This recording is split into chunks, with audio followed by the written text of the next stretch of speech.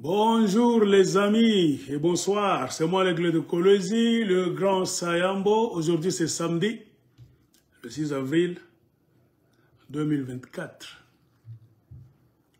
Voici devant vous pour un peu parler de la situation générale en République démocratique du Congo et dans la région des Grands Lacs.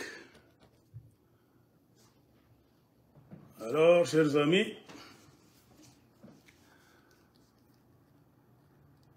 aujourd'hui, on est en train de fêter. Pas même de fêter, je veux dire fêter, c'est un mot qu'il ne faut pas. Donc, on est en train de commémorer au Rwanda donc les 30 ans du génocide. Donc, comme d'habitude, le Rwanda est là, en train de commémorer le génocide. Et c'est ce génocide qui a été le début d'une catastrophe qui a fait que nous sommes en train de connaître ce que nous sommes en train de connaître aujourd'hui. Mais du moins, les Rwandais, eux, sont en train de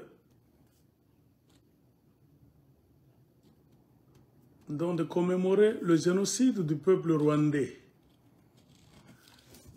qui n'a réclamé que la vie de 800 000, selon les chiffres officiels, dont 800 000 personnes étaient mortes. Et c'est ce qui a fait que Paul Kagame est arrivé au pouvoir.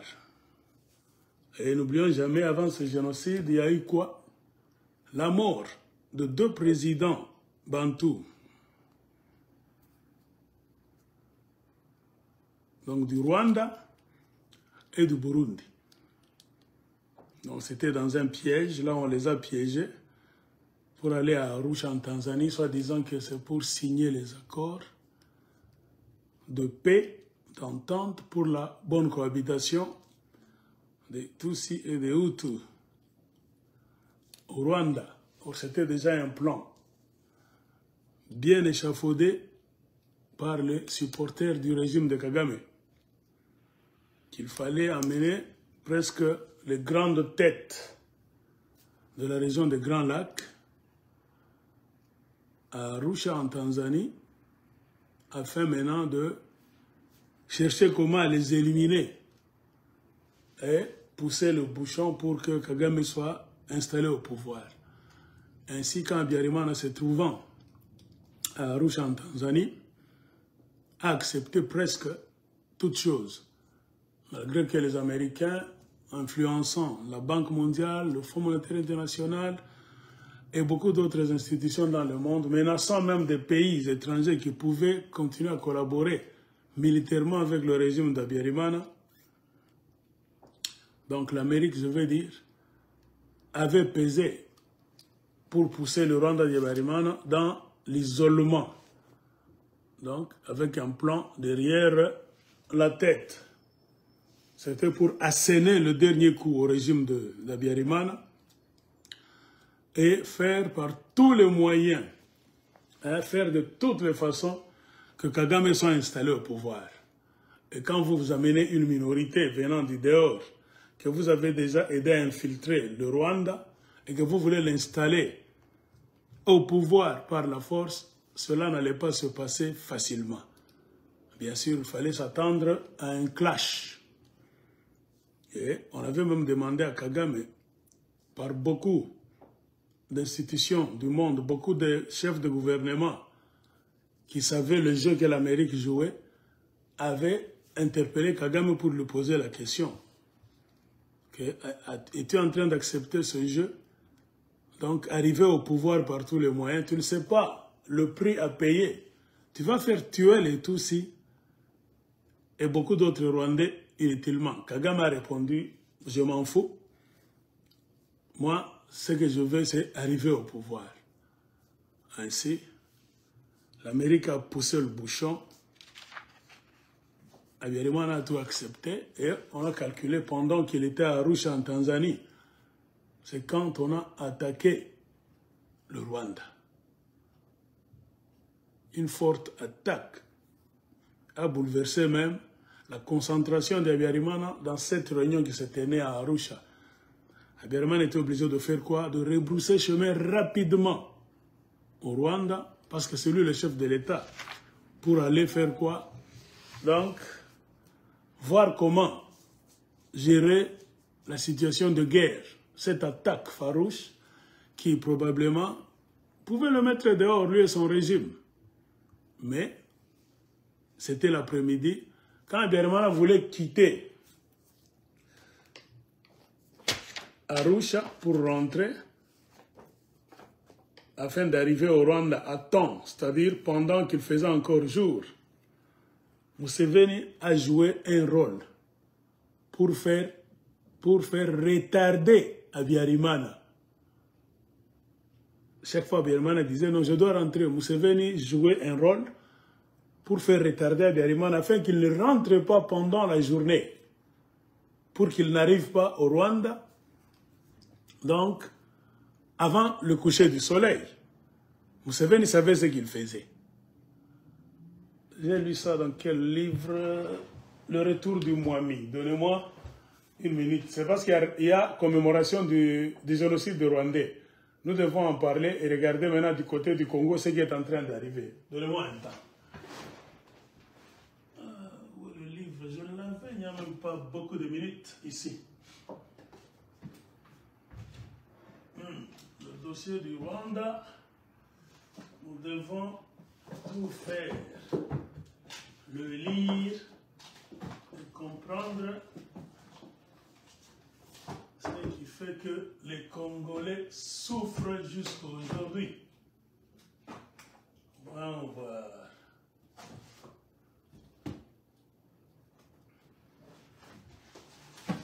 Voyons voir. Voilà. J'ai trouvé ce livre. Il est ici. Donc accompagné de beaucoup d'autres livres que je vais vous montrer.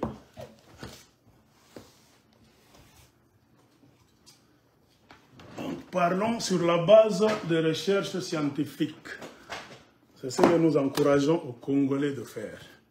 Donc, si tu veux connaître véritablement ce qui a eu lieu en Afrique centrale, il faut lire. Moi, j'ai mes livres sur le Rwanda seulement. Mes livres, j'ai acheté avec mon propre argent. Donc, quand je me mets devant vous pour vous parler du Rwanda, ça c'est d'autres. Donc, nous lisons. Tout ça, c'est sur le Rwanda. Donc, évitons les discussions de fanatiques. Lisez. Ce sont les Blancs qui ont commencé cette histoire. Et les Blancs eux-mêmes ont donné des détails avec des documents. Il y a certains livres, quand vous lisez, ils produisent même des papiers là à l'intérieur, des fax, des telex qu'il s'est lancé. Qu'est-ce que disait qui? Qui était derrière ce coup? Vous allez comprendre donc, ce qui s'était réellement passé dans la région des Grands Lacs. Avant de vous montrer ces livres, donc qu'est-ce que je disais? Donc la partie que j'expliquais, que Museveni, c'est lui qui a fait retarder Kagame. Museveni a empêché à Kagame, non pas à Kagame, Museveni a empêché à Habyarimana, le président de ce temps-là, de rentrer au Rwanda parce qu'ils avaient déjà fomenté un plan pour liquider maintenant Habyarimana. Ainsi, si vous voulez savoir beaucoup de choses, les services secrets américains et français ont des histoires.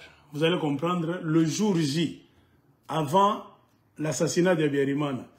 Cherchez ce livre de Bernard Debré, Le retour du Mwami. Donc, les Américains voulaient retourner Kagame au pouvoir. Kagame est considéré comme le Mwami. Donc, le grand chef coutumier du Rwanda. Donc, les Américains ont voulu tuer la démocratie rwandaise, prendre une minorité pour l'imposer devant la majorité, capter le Rwanda. Donc, ils ont déjà emprisonné le Rwanda dans un système dictatorial, avec pour bénéfice de déranger le Congo éternellement et commencer à voler. C'est ainsi que ce jour-là, le jour fatidique, quand Museveni voulait rentrer, donc, et quand Habyarimana voulait rentrer, c'est Museveni qui a joué le rôle de faire traîner Habyarimana afin qu'il ne rentre pas pendant la journée au Rwanda. Qu'il rentre déjà à la tombée de la nuit pour que ce qu'ils allaient faire, le dernier coup, soit fait dans l'obscurité afin donc d'entretenir un mystère, de continuer à mentir. Parce que s'ils avaient fait leurs histoires, leur coup pendant la journée, il y a beaucoup de gens qui allaient être témoins, ils allaient dire la vérité. Donc, c'est un peu ça.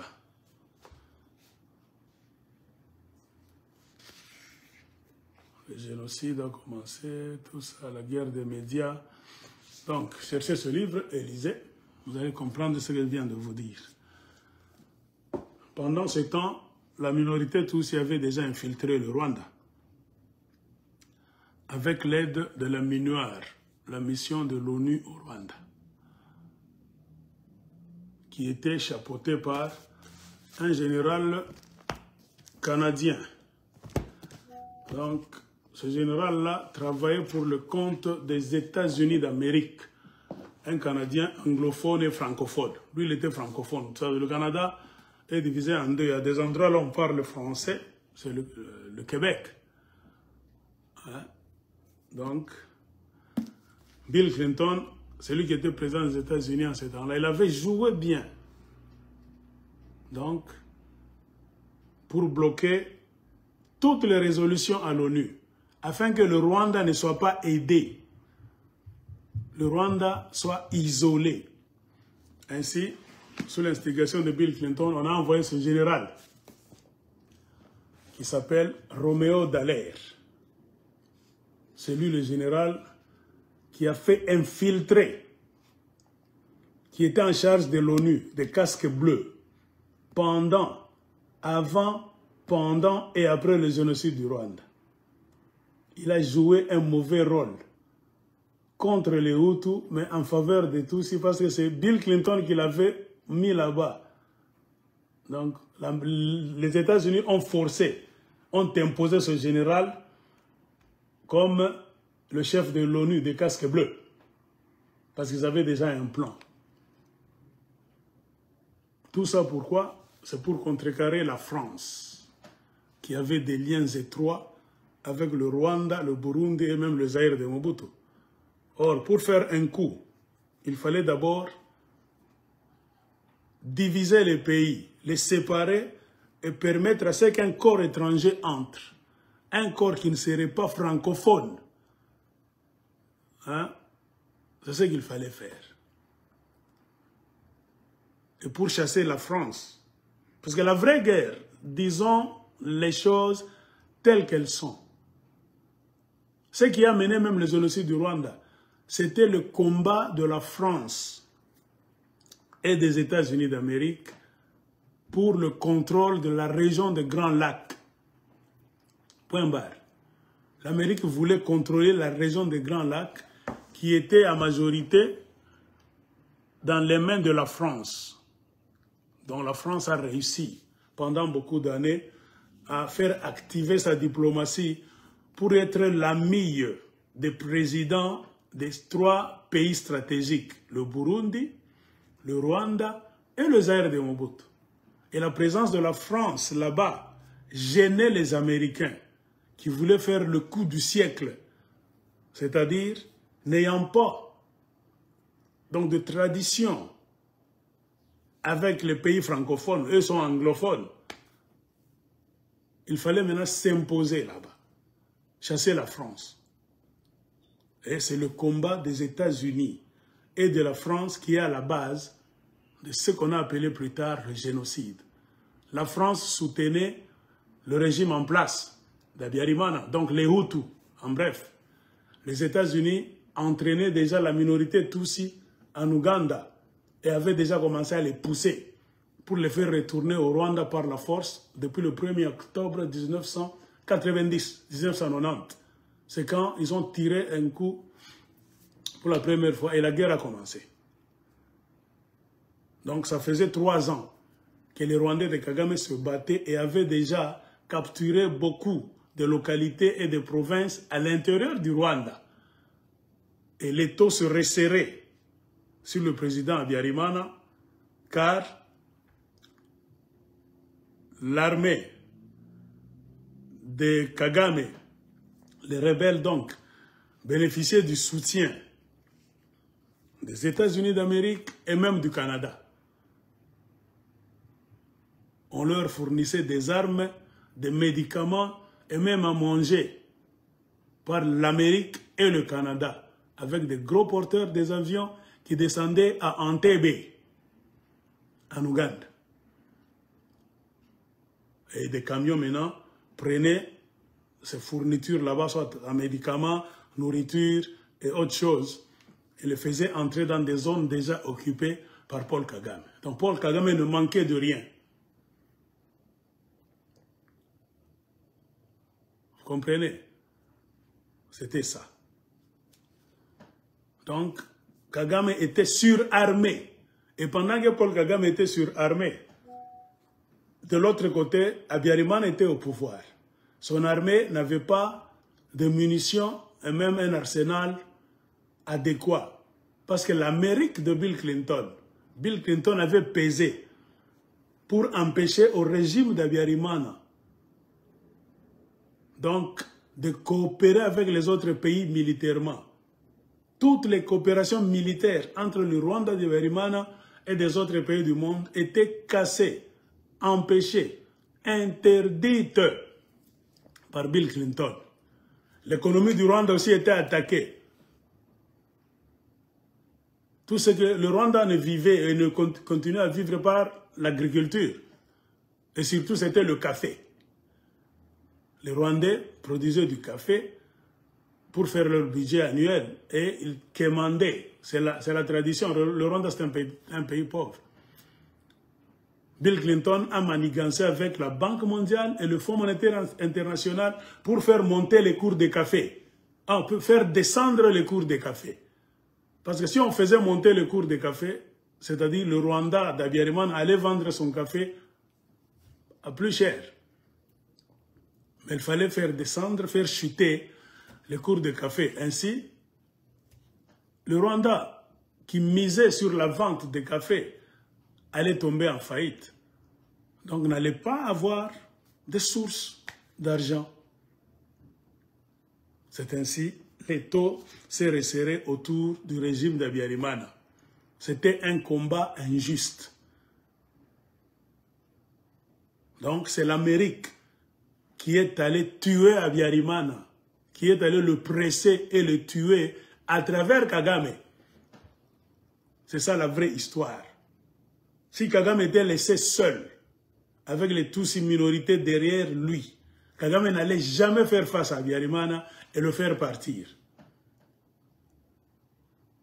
C'est pour cela qu'ils ont commencé d'abord par la stratégie de l'astuce, en se faisant passer pour les gens qui aiment la paix. Cela a justifié les accords d'Arusha.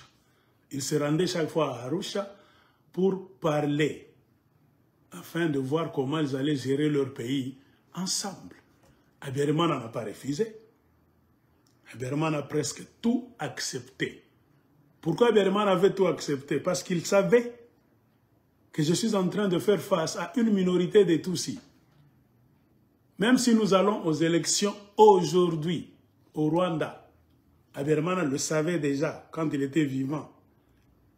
Donc, sur tous les plans, que ce soit l'élection présidentielle, donc, législative, des députés, tout ça, donc, à chaque échelon, moi, Abiyarimana, je dois gagner. Moi, mon parti politique et mes alliés, nous allons gagner ces élections. Car Abiyarimana faisait partie du 9/10e. 90% de la population du Rwanda, c'était des Hutus. Donc les Tutsis n'avaient aucune chance de gagner les élections dans un Rwanda où ils sont 1/10e de la population. Par quelle magie? Rien. C'est pour cela qu'on ne vous trompe pas. Abiyarimana n'était pas agressif, il n'était pas impoli, car il savait que ces Occidentaux parlent toujours de la démocratie. Ils me traitent, moi, Abiyarimana, de dictateur. Je suis dictateur, comme il disait d'ailleurs, Mobutu dictateur, tout ça. Et puis c'est eux les Américains qui ont fait de Mobutu les dictateurs. Si même Abiyarimana était méchant à un moment donné, c'est la France, les mêmes Américains, qui nous avaient imposé à un moment donné des présidents en uniforme, des militaires, tout juste après les indépendances de l'Afrique. Et ils sont revenus maintenant pour nous dire que Mobutu était mauvais. Mais pourquoi avez-vous tué Lumumba pour le cas du Congo, qui était un civil? Pourquoi avez-vous tué la démocratie congolaise? En tuant Lumumba, les Occidentaux ont tué la démocratie congolaise automatiquement. Et cela a créé une succession de souffrances et de complications politiques jusqu'aujourd'hui en 2024.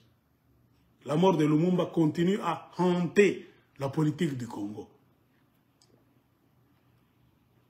Ainsi, Abiyarimana a accepté de signer tout ce qu'on lui présentait pour ne pas donner raison au diable américain qui était derrière Kagame.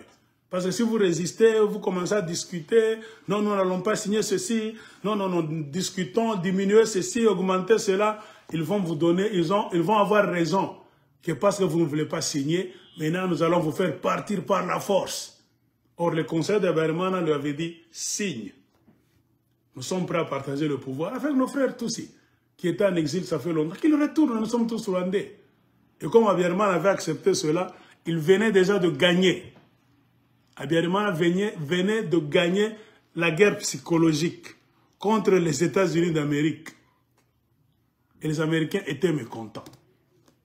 Car ce qu'ils cherchaient, c'est de voir Abiyarimana résister, refuser quelque chose dans leurs négociations pour qu'ils prennent ça comme raison de l'attaquer militairement. Et Abiyarimana savait que je ne vais pas flancher ici.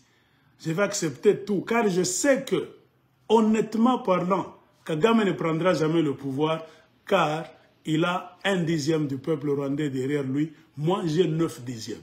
Et nous allons gagner les élections sur tous les plans. C'est ainsi le jour J, le jour fatidique, qui est le 6 avril 1994. 30 ans. Aujourd'hui, il y a 30 ans. C'est pour cela au Rwanda, on a fait des cérémonies par Kagame. Ce jour-là, le 6 avril 1994, ou bien 1994, en français des Français, c'était quoi? Abiyarimana était parti à Arusha, en Tanzanie, pour les accords. La chose se passait le 5 avril, quand il y a eu une forte attaque. Parce qu'ils se communiquaient. Les militaires de Kagame et les rebelles se communiquaient avec l'ONU, avec beaucoup de forces qui les aidaient. Ils savaient déjà ce qui s'est passé à Arusha. Qu'est-ce qui est en train d'avoir lieu là-bas? Abiyarimana a tout accepté, c'est-à-dire c'est fini. Nous n'allons plus gagner ce combat. C'est pour cela qu'ils ont profité le 5 avril 1994, quand Abiyarimana était encore à Arusha, ils ont attaqué avec l'aide de l'ONU, la complicité de l'ONU. Ils ont tellement attaqué jusqu'à vouloir prendre même Kigali et prendre le pouvoir. Ce qui a fait que les officiers qui étaient au Rwanda ont téléphoné au président Abiyarimana pour lui dire, en tout cas, si nous ne faisons pas attention, dans quelques heures, notre régime va tomber. C'est ce qui a fait qu'Abiyarimana était inquiet. Le 5 avril, il voulait donc laisser quitter la réunion là-bas.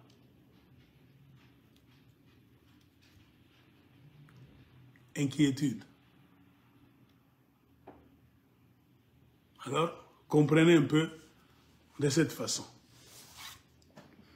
Mais comme les réunions continuaient là-bas, alors il s'est fait quoi? Le 6 avril, Abiyarimana a décidé de rentrer. Non, moi je rentre. C'est ainsi que Museveni est entré en jeu pour faire tarder l'avion d'Abiyarimana. Si vous lisez le rapport de Bernard Debré, qui était un agent qui travaillait dans le gouvernement français de ce temps-là, parce qu'il s'échangeait. Donc, les messages, les informations secrètes dans les services secrets, ils interceptaient les coups de téléphone. Hein, ils s'échangeaient chaque fois. C'est ainsi, Museveni, qui était dans le protocole, service protocole, a retardé Abiyarimana. Il a réussi à le faire tarder toute l'après-midi, le 6 avril. Abiyarimana voulait rentrer. Non, ne rentrez pas, vous savez, nous attendons quelqu'un qui viendra pour signer aussi. Donnez-nous du temps, attendons-nous au téléphone. Écoutez, on dit, il va répondre. Écoutez, Abiyarimana, moi je n'ai rien à faire. Je dois rentrer. Et Museveni s'est rendu compte jusqu'à ce que le soir est tombé. Donc Abiyarimana devait quitter Arusha, probablement vers 18 h. C'était déjà tard. Et l'avion qui était affrété, c'était l'avion qu'on avait donné au régime d'Abiyarimana par le régime de Giscard d'Estaing. Cet avion qu'on appelait Falcon 50, surnommé Mystère 50. L'avion a quitté la Tanzanie très tard, il faisait déjà sombre. C'est un vol, je pense, de 2 heures de temps, 18 h, 30 quelques, 19 h, 20 h. L'avion est entré sur le territoire aérien du Rwanda. Mais avant cela, il y a eu une causerie entre Abiyarimana et d'autres présidents, y compris le président Mobutu Sese Seko.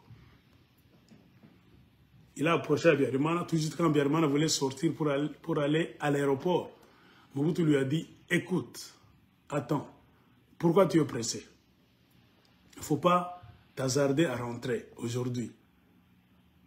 Tu risques gros. Pourquoi ne pas rentrer demain, pendant la journée? Abiyarimana a dit non, si je tarde encore de quelques heures, ils vont faire un coup d'État, car ils sont tellement armés. La rébellion de Kagame est tellement armée, avec le support de puissances anglophones. Mobutu a dit non, non, non, ne sois pas pressé. Ça pourrait être un piège pour t'avoir.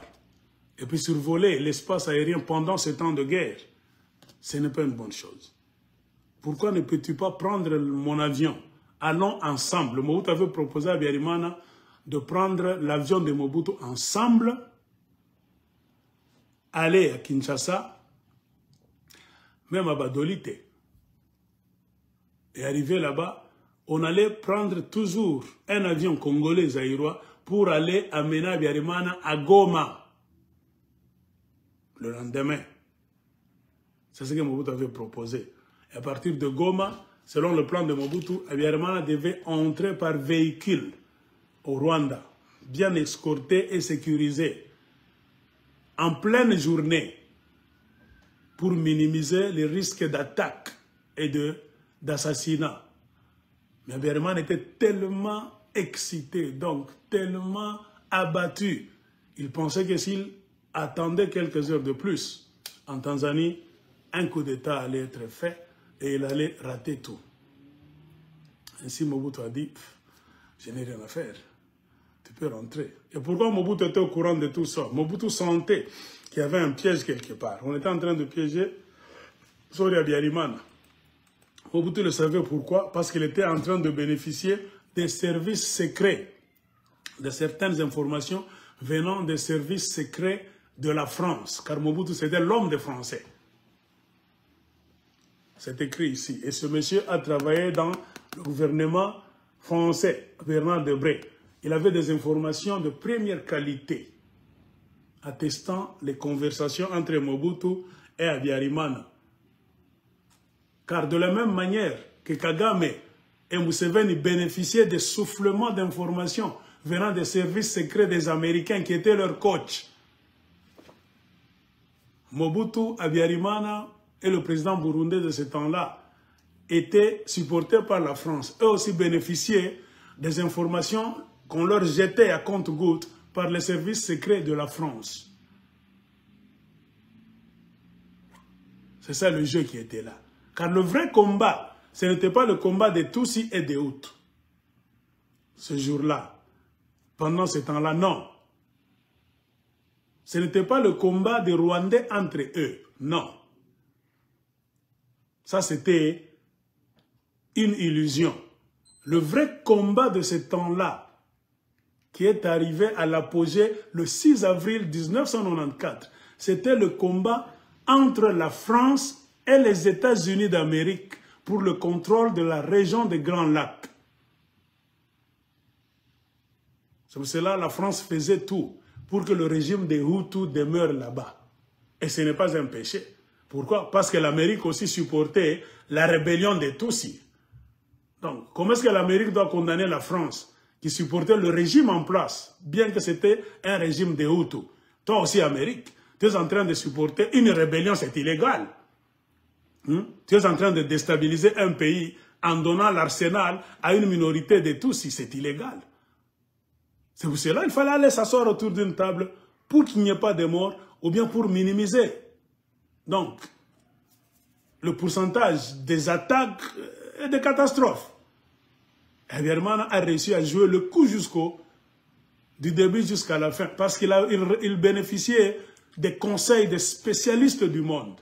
L'Amérique l'a coincé militairement, économiquement, en complicité avec la Banque mondiale, le Fonds monétaire international. On a coupé toute aide au Rwanda d'Habyarimana. C'était un petit pays pauvre qui était là.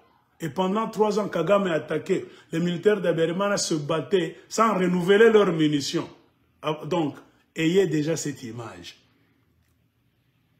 C'était une armée qui n'avait pas d'armes modernes, qui n'avait plus l'occasion d'acheter même des armes. C'était un embargo de fait imposé au régime d'Habyarimana par Washington, Bill Clinton. Et pendant les 3 ans d'attaque de Kagame qui bénéficiait de l'arsenal sophistiqué, de tous les services sophistiqués pour infiltrer les Tutsis, contrôler même des points stratégiques du Rwanda qui venaient des États-Unis d'Amérique et du Canada. Donc, qu'est-ce qu'ils attendaient seulement? Ils attendaient de se rassurer que la rébellion de Kagame ait une supériorité stratégique devant l'armée d'Habyarimana pour maintenant asséner le dernier coup. Ainsi, quand ils étaient prêts, ils ont fait semblant d'aller à Arusha. Habyarimana aussi a joué le jeu sage. Il a signé toutes les obligations, les exigences.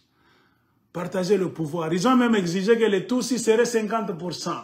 Dans ceci, les Hutus 50%. Où avez-vous déjà vu une minorité de 10% dans un pays que vous poussez à se partager les sièges dans n'importe quel secteur du gouvernement, de la gestion du pays, à égalité? Ou même en Amérique, ça ne se fait pas.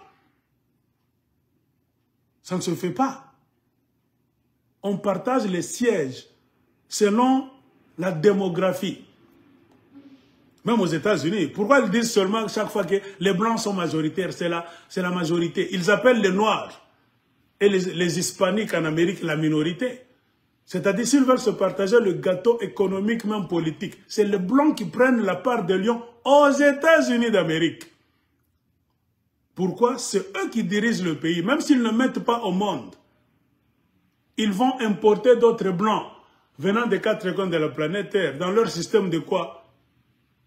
De loterie. Voilà comment les Blancs sont malins. C'est pour cela que l'Amérique a mis en place un système de loterie. Vous jouez Green Card, vous venez aux États-Unis d'Amérique.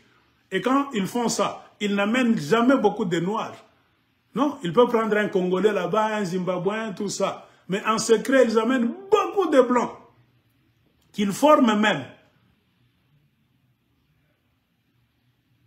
C'est pour venir continuer à remplir l'Amérique des Blancs qui vont rester des vrais maîtres des États-Unis d'Amérique contre les Noirs, les Métis et même les Hispaniques. Si en Amérique, on ne se partage pas le même morceau, mais pourquoi est-ce que vous devez aller au Rwanda dire à Habyarimana, qui est ressortissant de 90% du peuple rwandais, un Hutu appartient à 90% du peuple rwandais. vous lui dites de partager 50% des sièges aux Tutsis et 50% aux Hutus dans tous les domaines, même l'armée, le gouvernement. Où avez-vous déjà vu ça? C'était déjà un piège. Mais Abiyarimana a tout accepté parce qu'il savait où l'Amérique voulait en venir. Moindre résistance, ils vont donner raison que tu as résisté, maintenant nous t'attaquons militairement. Et Abiyarimana ne voulait pas qu'il soit attaqué militairement, car il était déjà fragilisé militairement par l'Amérique qui l'encerclait en empêchant la coopération militaire du Rwanda d'Abiyarimana avec d'autres pays, en cassant son économie. Donc le Rwanda était dans un coin foutu. Et la France qui voulait venir à l'aide de chaque fois, militairement, était bousculée par les États-Unis au niveau de l'ONU. Toutes les décisions qu'on prenait au niveau de l'ONU pour aller même aider le Rwanda, l'Amérique mettait son veto. C'était le combat de la France et des États-Unis d'Amérique.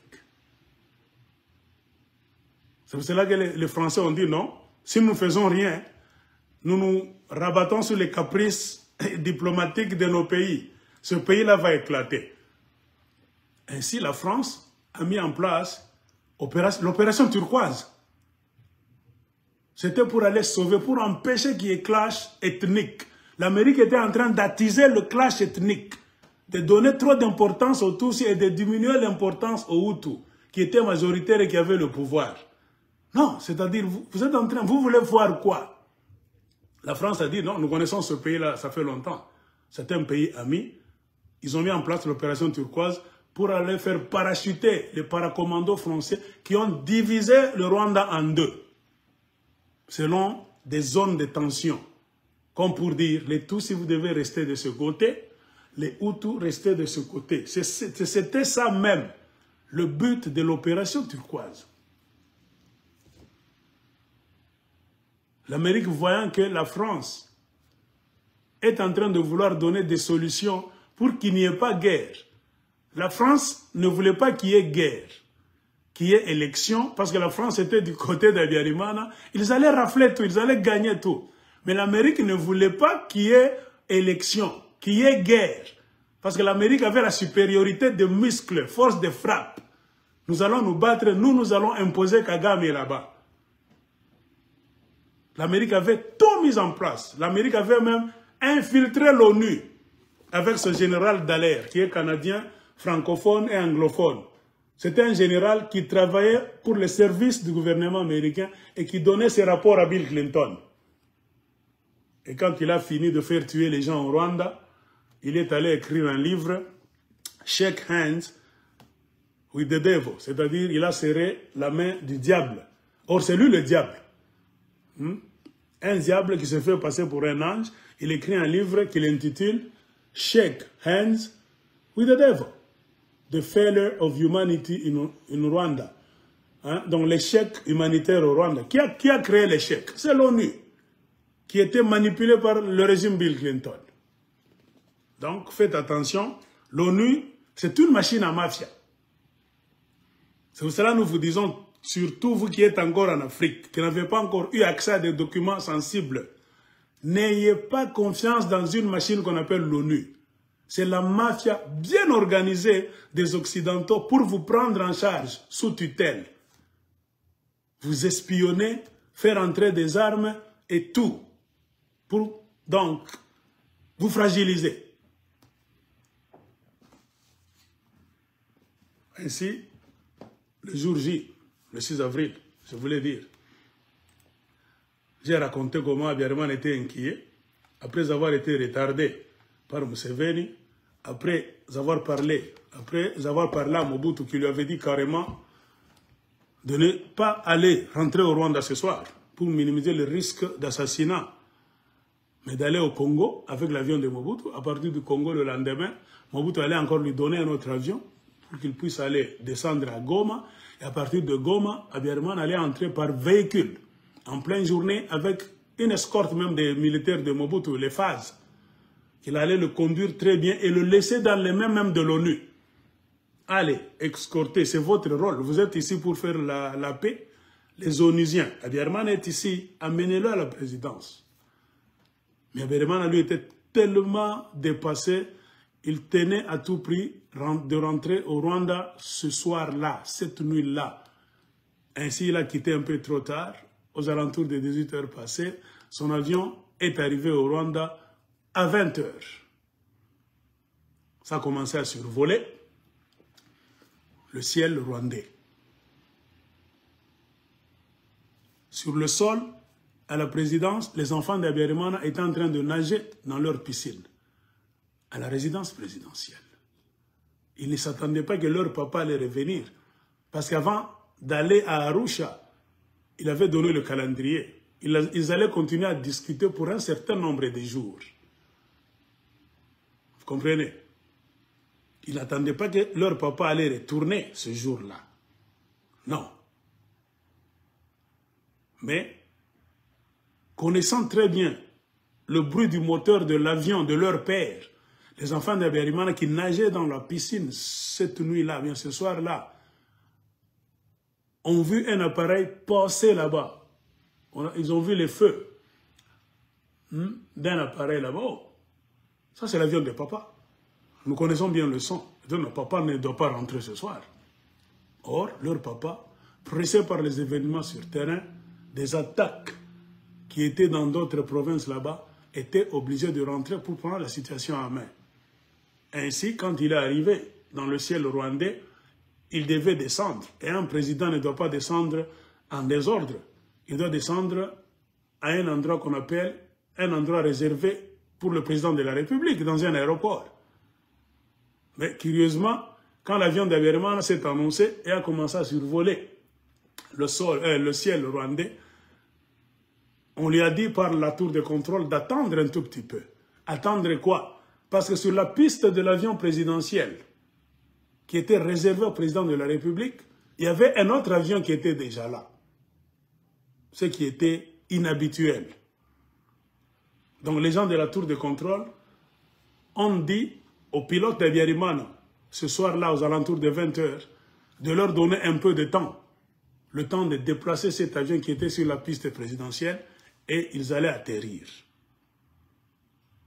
Ça vous semble anodin, mais c'était déjà un coup bien calculé. Car les services de la tour de contrôle, les services de l'aéroport, étaient déjà infiltrés par les Tutsis de Kagame qui recevaient des instructions à partir des forces supérieures, les États-Unis d'Amérique, qui leur avaient donné des appareils sophistiqués. Or, l'armée d'Abiyarimana n'avait pas des appareils même de communication militaire sophistiqués. Tout était vieux. Et l'Amérique a interdit à d'autres pays du monde de collaborer militairement avec le régime d'Abiyarimana. Vous comprenez? Ayez cette image. Tout est écrit dans les livres. Donc l'Amérique a joué un jeu injuste.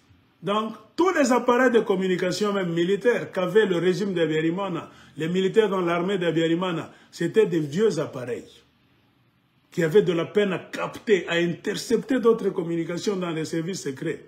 Mais les appareils qu'avaient les gens de la rébellion de Kagame, c'était des appareils tellement sophistiqués que l'Amérique a donné aux gens de Kagame partout ils étaient infiltrés au Rwanda. Ils pouvaient se cacher quelque part là-bas, mettre le code, parler déjà directement à quelqu'un qui est trop loin, intercepter même les causeries de l'armée au pouvoir. C'est ce qu'il faisait. Et pendant que l'avion d'Abiyarimana, dont le pilote a reçu l'ordre de donner quelques minutes avant d'atterrir, qu'est-ce qu'il devait faire? Il devait continuer à faire des tours en l'air. Et pendant ce temps, il y avait communication secrète entre les infiltrés rwandais qui travaillaient dans le service de l'aéroport, tour de contrôle, qui étaient là, qui savaient pourquoi cet avion était sur la piste présidentielle. C'était pour faire retarder la descente, l'atterrissage de l'avion d'Abiyarimana. Pourquoi? Le temps que d'autres personnes qui étaient en pleine communication avec des appareils sophistiqués, des infiltrés de Kagame, étaient postés sur une colline aussi cette nuit-là, ce soir-là, quelque part, sur la colline de Masaka. Il y avait communication entre des militaires déjà, des tireurs d'élite rwandais, bien formés par les États-Unis d'Amérique en Ouganda, qui avaient infiltré des missiles, des roquettes, qui ne pouvaient pas entrer comme ça au Rwanda, parce qu'il y avait des services de contrôle à chaque point, là où un Tutsi, un Hutu militaire devait garder certains points ensemble. Tout camion qui devait venir, on devait inspecter. Donc, fouiller avant de laisser passer. Sauf, je dis bien sauf, et je le prends 3 fois, sauf les véhicules de l'ONU. Comprenez, pour les véhicules de la paix. C'était la grande imprudence. Car c'est dans ces véhicules de l'ONU qu'on ne contrôlait pas, soit disant que ce sont les véhicules de la paix qui ont un mandat spécial, que les 3 missiles ont été transportés, donnés à des tireurs d'élite qui sont allés se poster ce soir-là sur la colline de Masaka. Et l'avion qui était en l'air, à qui on a empêché d'atterrir directement, devait faire quelques tours. Et le temps que le pilote faisait quelques tours, en attendant qu'on lui donne l'ordre d'atterrir, qu'est-ce qui s'est passé sur la colline de Masaka? Les tireurs d'élite Tutsi étaient déjà là avec leurs appareils là-bas, les lance-roquettes, lance-missiles. Ils avaient déjà apprêté tout, avec les lunettes sophistiquées là-bas qui pouvaient attirer l'avion jusqu'à 2 mètres de visibilité. Et quand l'avion faisait des tours, eux, les gens qui étaient sur la colline de Masaka, les tireurs d'élite, communiquaient avec les gens, les infiltrés de Kagame, qui travaillaient à l'aéroport, dans la tour de contrôle. Donc, lisez les livres, tout est documenté.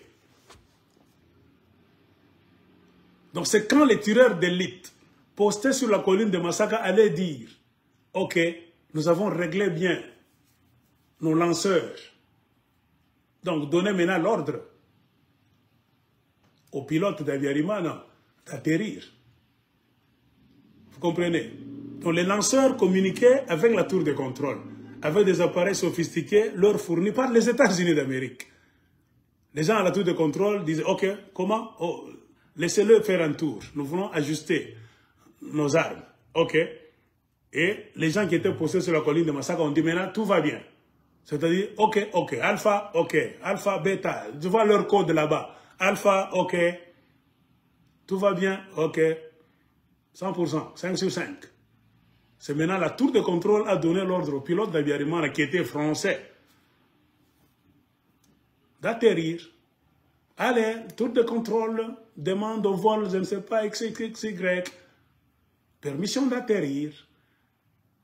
Et l'avion maintenant est allé faire un dernier tour et commencer à venir en perdant de l'altitude, c'est-à-dire en descendant. Ce n'était plus très haut dans le ciel.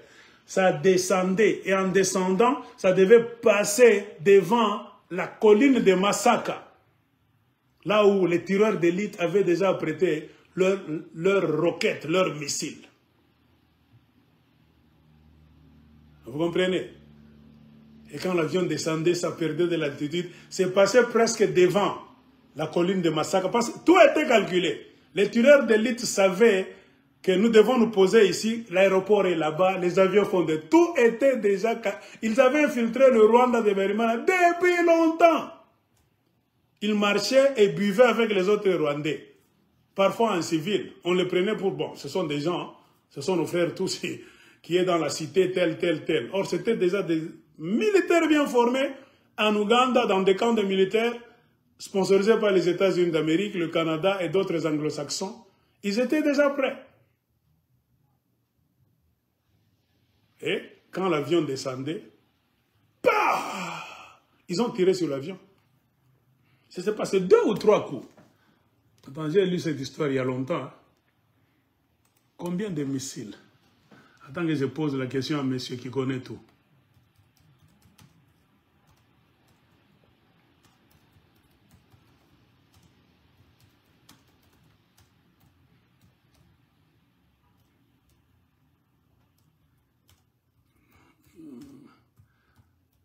Combien de missiles ou bien de roquettes sur l'avion d'Abiyarimana? Quel type de missile a abattu l'avion d'Abiyarimana?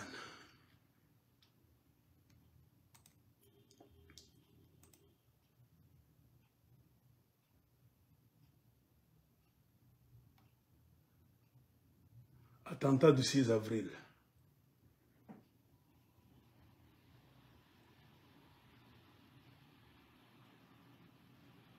Donc quand vous regardez, on donne même le nom. C'est Bagosora, un tireur d'élite qui s'appelait Bagosora,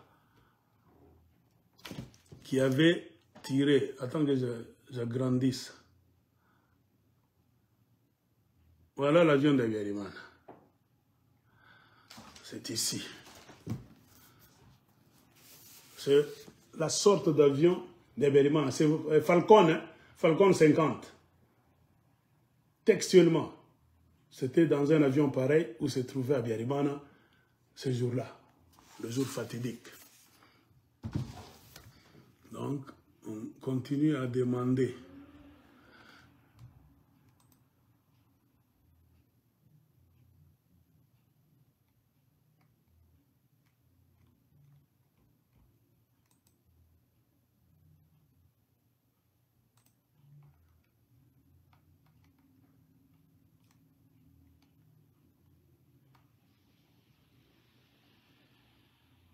On pose maintenant trop de questions.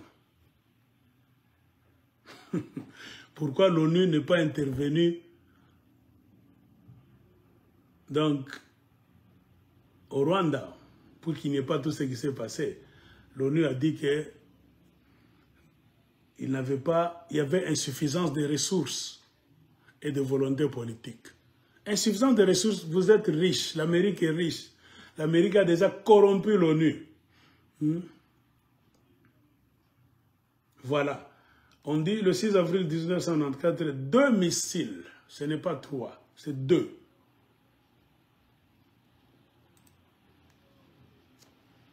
Donc, c'est ici. Hein?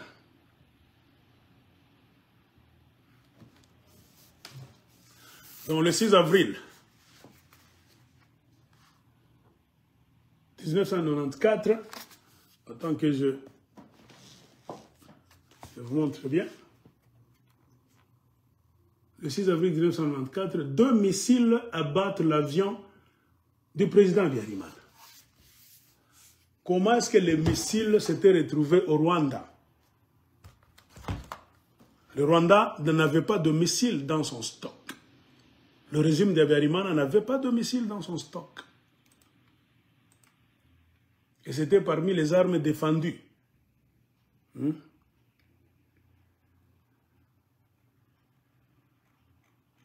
Non, attends, si je peux vous montrer le genre de missile. Quelle sorte, attendez, écrit missile qui avait abattu l'avion. Je ne sais pas si on va nous les montrer en image. d'Abiyarimana. Image. Est-ce qu'on peut les voir? Non, on ne montre pas les missiles. Montrez-nous les missiles. Comment vous les cachez?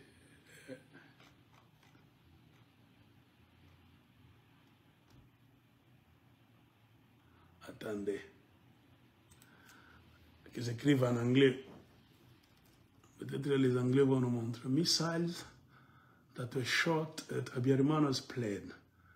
Missiles that were shot at Abiyarimana at President. Écrivons président, peut-être ça va le reconnaître facilement.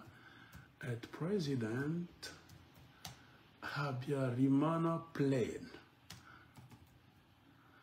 Parce que si vous faites des recherches en anglais, comme Google appartient aux Américains, ils peuvent nous montrer ces missiles-là.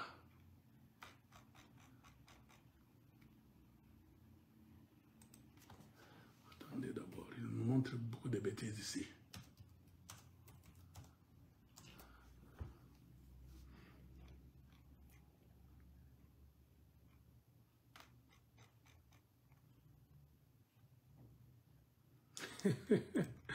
Il ne montre pas ça. Attendez que je pose la question pour la dernière fois.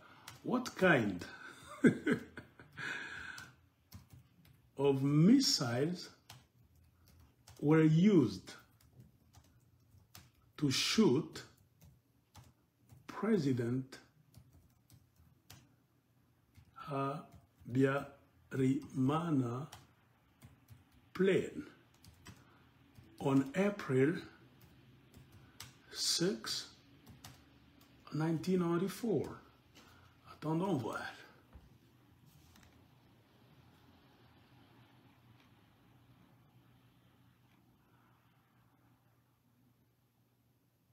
Attendez. Google aussi. Il ne montre pas ça. Mais il y a quelqu'un seulement qui a mis un croquis. Hein?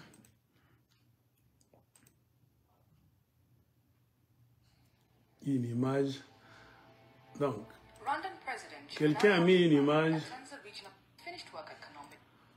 Donc, c'est quelque chose de 3D pour vous donner l'image, une idée de ce qui a eu lieu. Il ne filmait pas, c'est une sorte de film de 3D, une imagination seulement pour vous donner l'idée. Donc, je vais vous montrer ce film, suivez comment les choses s'étaient faites.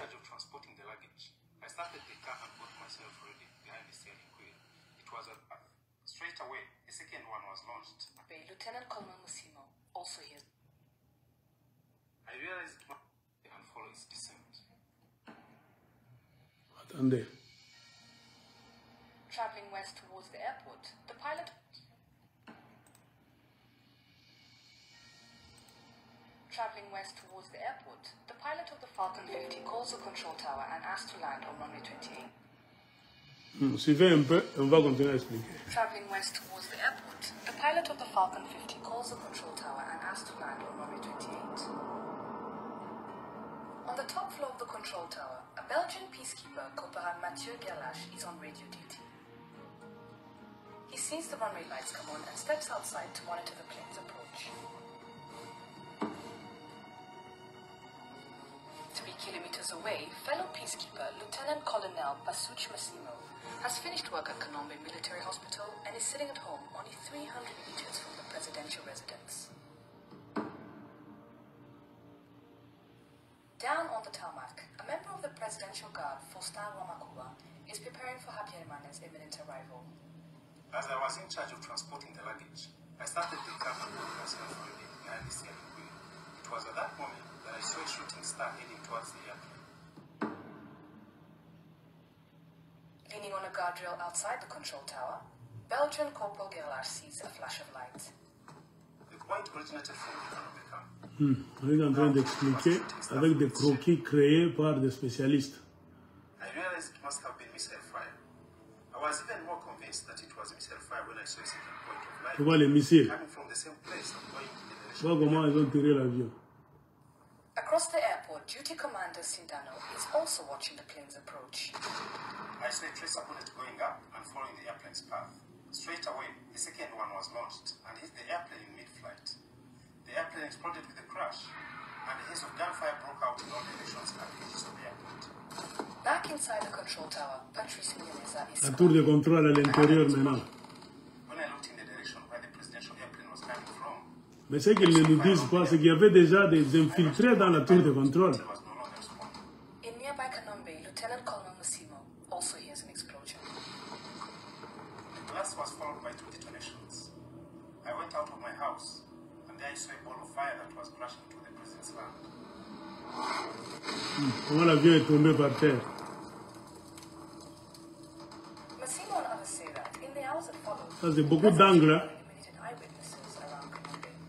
In an effort to make it appear as though Tu vois, ils étaient en train de se battre cette nuit-là. from an area called Masaka Hill. Masaka Hill, colline de Masaka. RPF soldiers were located across town at the Parliament building, where their movements were restricted by both UN peacekeepers and the Presidential Guard. A series of checkpoints made it virtually impossible for the RPF to approach, much less operate from Masaka Hill.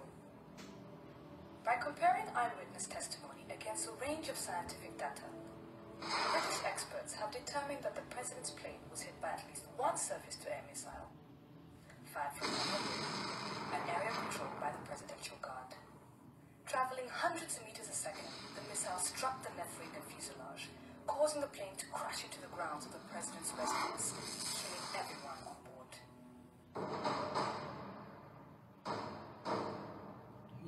The downing of the president's plane was a tragedy that ended a peace process and ignited a genocide that was years in the making. Comprenez? And in the end, On vous a montré dans beaucoup d'angles comment l'avion de Berimana avait essuyé des tirs de 2 missiles. those who bravely lived to tell deserve a thorough. Mais quand vous lisez d'autres documents, on vous dit que ces missiles-là étaient transportés dans les véhicules de l'ONU. Donc faites attention avec l'ONU. C'est quand ils ont tiré sur l'avion de Berimana et l'avion est tombé sur le garage présidentiel. L'avion est tombé à la présidence. Berimana s'est retrouvé sur le capot d'une voiture Mercedes présidentielle. Il était déjà mort. Tout le monde est mort dans cet avion. Et Habyarimana avait la mâchoire inférieure, donc qui était déjà ôtée. Et la guerre a commencé. C'était aux alentours de 20h, 21, 22 minutes. Et la guerre a commencé à 23h, à 20h, jusqu'à demain, à 5h du matin. Donc quand ils ont tiré sur l'avion du président, déjà, les gens de Kagame ont commencé à attaquer. Donc le chef est mort. Donc les troupes seront maintenant démoralisées. Nous pouvons profiter pour attaquer et faire notre boulot, prendre le pouvoir. Mais ils n'ont pas pris le pouvoir cette nuit-là. Ils se sont battus toute la nuit. Les rebelles de Kagame, qui étaient déjà infiltrés dans tout le Rwanda, qui étaient déjà à Kigali, et les militaires Hutus, l'armée régulière, se sont battus. Ils ont défendu la présidence toute la nuit.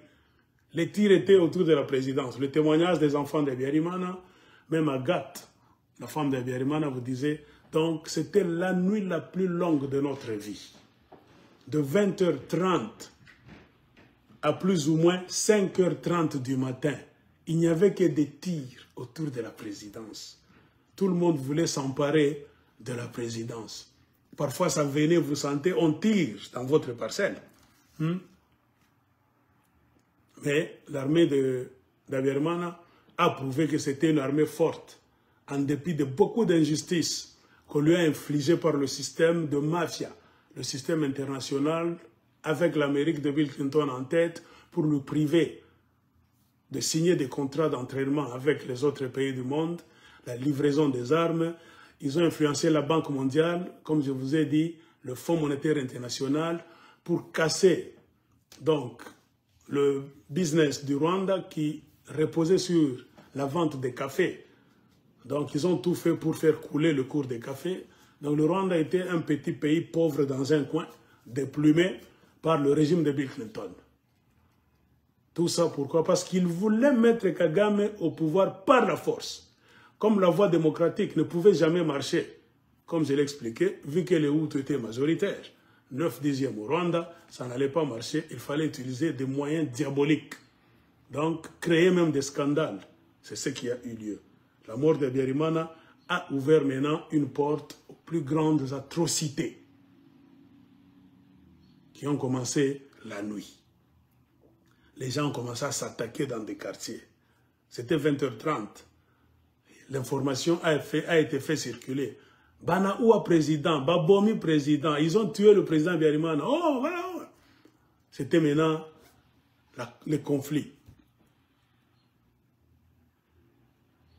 Ainsi, demain matin, quand ils ont échoué de prendre la présidence, les rebelles de Kagame se sont retirés dans les collines. Mais en ce temps-là, la France était en communication avec les militaires haut gradés qui étaient restés en charge de la République. La famille d'Habyarimana a demandé le secours de la France. Il fallait qu'on leur envoie un avion. Mais l'avion a tardé à venir. Le 7. Toute la matinée, tout le matin, l'avion de la France n'était pas venu. L'avion de la France est venu le soir. Ils étaient dans l'angoisse. On viendra nous tuer. Je ne sais pas quel jeu la France jouait. Et ils ont amené un petit avion seulement, qui n'allait pas prendre une grande famille. Ainsi, beaucoup de gens ont pleuré. Parce que Agathe, la veuve d'Habyarimana, devait prendre l'avion avec ses enfants qui étaient, je ne sais pas, au nombre de 2, 3 garçons, filles là-bas. Il fallait prendre même les parents, s'ils étaient en vie, des tantes, des cousins. C'est ça la famille. Mais c'était un nombre restreint. Les autres étaient abandonnés. Et l'avion est parti. Mais, selon d'autres sources, cet avion a quitté le Rwanda pour descendre au Congo d'abord, car Mobutu, c'était leur correspondant le plus important. Il y a même d'autres versions qui disent que non, malgré tout ce qu'on va nous raconter, Agathe Habyarimana a résidé au Congo de Mobutu, à Badolit, pendant beaucoup de temps, avant d'aller chercher refuge ailleurs. Car il y avait une pression internationale des Américains qui ne voulaient pas que la famille Habyarimana soit la bienvenue. Donc l'Amérique faisait la guerre contre le régime d'Habyarimana, contre même sa famille. Ainsi, quand des tueries ont commencé, maintenant les spécialistes posent des questions dans beaucoup de documents. Une armée majoritaire, Hutu au pouvoir, déplumée par la politique de Bill Clinton, empêchement de collaborer avec les autres militaires du monde, embargo sur toutes sortes d'armes, l'économie par terre, par donc l'anéantissement du cours des cafés, qui était la seule source que le Rwanda pouvait compter sur, c'est-à-dire vendre les cafés pour se faire un peu d'argent, à partir de cet argent, acheter des armes, vêtir les militaires, tout ça. L'Amérique a tout mis par terre avec la complicité de la Banque mondiale et du Fonds monétaire international. Ces instruments de guerre. Il n'y a que des Africains qui n'ont pas encore compris que vos banques mondiales, Fonds monétaire international, beaucoup d'institutions, soi-disant internationales, elles font partie de la communauté internationale qui ne vient jamais vous secourir, vous les gens des autres pays, car ces histoires ont été créées par les Occidentaux et parfois on les utilise comme des armes contre vous. Eux violent la loi. Tu ne verras jamais le Fonds monétaire international faire une sanction contre l'Amérique. L'Amérique fait des gaffes dans le monde. L'Amérique fournit des armes, soi-disant Israël. On tue les Palestiniens tous les jours. Tu ne verras jamais la Banque mondiale, le Fonds monétaire international et beaucoup d'autres institutions. Donc, mettre l'Amérique sous embargo, jamais. Mettre le Canada sous embargo, même la France, jamais. C'est-à-dire les Occidentaux utilisent ces institutions, soi-disant internationales, comme des armes contre les autres. C'est ce qui justifie la tête dure de Poutine. Poutine a compris. Vous jouez avec moi, je vais vous fracasser avec Satan 1, Satan 2. Donc c'est comme ça. La Cour internationale criminelle, je ne sais quoi, de La Haye, en Hollande, on n'arrête jamais les Blancs. Les Blancs peuvent vous tuer, commettre toutes sortes de crimes. Vous ne verrez jamais un Américain, un Canadien, Australien, Anglais, Français, Polonais qu'on traîne là-bas. Non. Mais on va arrêter un Congolais. On arrête tous les Rwandais qui se défendaient. Alors j'ai posé la question. Une armée foutue, sous embargo, qui n'a que des armes, sans munitions, et une petite armée de rebelles, armée jusqu'aux dents, des armes de dernière génération, bien nourries. Car les Canadiens et les Américains amenaient la nourriture à la rébellion de Kagame. Parfois, ils jetaient même à manger dans les zones contrôlées par Kagame à l'intérieur du Rwanda. Ils lui ont donné toutes sortes d'arsenals et de moyens de communication sophistiqués pour intercepter même les conversations de l'armée régulière. Comprenez pourquoi les militaires du Rwanda les militaires réguliers de l'armée régulière n'avaient plus de munitions pendant ce temps qu'ils se battaient. Car si vous finissez vos munitions, vous n'avez plus de stock. L'Amérique a décidé ainsi pendant 3 ans, quand la guerre a commencé en 1990, le 1er octobre. C'est pendant 3 ans, l'armée d'Abiyarimana se battait sans munitions. Ils avaient beaucoup de canons qui étaient là-bas, mais il n'y avait pas de munitions à l'intérieur. Il fallait d'abord donner au moins 3 ans de paralysie de l'armée régulière, qui était le 9/10 de la population rwandaise. C'était considéré comme une armée Hutu. Il faut la paralyser pendant 3 ans. 4e année maintenant, surarmer les Tutsis, une minorité de Kagame, et on va les faire partir facilement. C'est la stratégie de Bill Clinton. Donc, moi, je n'accepte jamais que c'est Kagame qui a gagné cette guerre. C'est l'Amérique qui a gagné la guerre contre Abiyarimana.